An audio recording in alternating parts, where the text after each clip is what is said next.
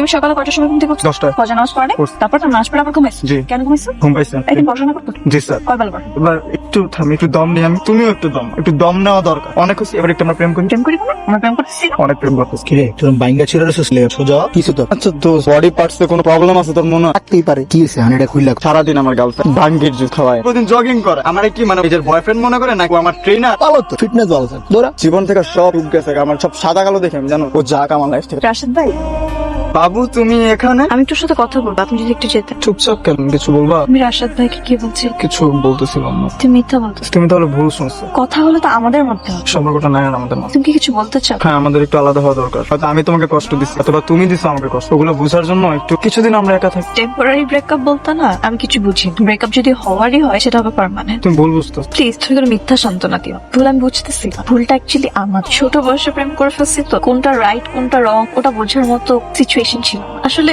আল্লাহ যা করে ভালোর জন্য করে। ভালো হয়েছে যে আমরা সময় থাকতে থাকতে ব্যাপারটা বুঝে গেছি। এরপরে যদি হইতো তাহলে হয়তো বা আমাদের কাছে না ভুলটা শুধরানোর মতো সময় থাকতো। কিন্তু we are lucky যে আমাদের কাছে সেই সময়টা আছে। তুমি অনেক ভালো একটা ছেলে আর আমি চাই যে তুমি অনেক ভালো থাকো। তুমি ভালো থাকো।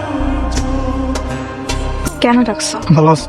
তুমি ভালো নাই আমি আসলে। প্রথমবার অনেক মূল্যবান কাউকে হারাইছি। তুমি আমার গার্লফ্রেন্ড হিসেবে যা করছো আমার জন্য তা আমি সবসময় বেড়াই মনে করছি, কিন্তু তা কতটুকু আমার উপকারে আসছে তা আমি এখন বুঝতেছি। জানো তুমি এতদিন ছিল না তোমার সাথে কথা হয় না। আমি কিন্তু প্রতিদিন জগিং করছি ওই রাস্তাতেই, প্রতিদিন নামাজ পড়ছি, পরীক্ষার রেজাল্টও ভালো আসছে। আমি আর পারতেছি না, এভাবে আমি থাকতে পারবো না। Thanks for your appreciation. At least you realise, but the fact is আমার বাবার শিফটিং। আমরা চট্টগ্রাম মুভ করছি। চট্টগ্রাম যাওয়ার পরে আমাদের কথা হবে, বাট নট লাইক ইউর জিয়ার। সরি, কোনো রিকোয়েস্ট করো, আমি রাখতে পারবো না। হয়ে নাই, মাফ করার। কোনোভাবে আর সম্ভব না। ভালো থেকো। হ্যাঁ, কাঁদতেছো কেন তুমি? কাঁদতেছি না, মিথ্যা কথা বলার অভ্যাসটা আমি জানি। তোমার জন্য কাঁদতেছি। তোমার থেকে বেশি কাঁদছি। যেদিন বলছিলাম না তোমার সাথে আমার ব্রেকআপ, মনে আছে তোমার? আমার বাবার পোস্টিং হচ্ছে, বাট আমি যাচ্ছি। তুমি সত্যি যাচ্ছ না? সত্যি? শীত করতেছে না অনেক তোমার? না তো। গরম লাগতেছে অনেক? না, তো কি লাগতেছে? ওই যে নাতিশীতোষ্ণ। এই তুমি কি বলবা তাড়াতাড়ি বলো, আমার একদম টাইম। কেন টাইম নেই তোমার? সময় নিয়ে আসবা না তুমি? আচ্ছা ঠিক আছে, টাইম আছে, বলো। ছোটবেলায় দাঁড়াও একটু। হাসতেছো কেন তুমি? আসতেছি না তো, আমি কান্না করতেছি। কান্নাই বা কেন করতেছো? আচ্ছা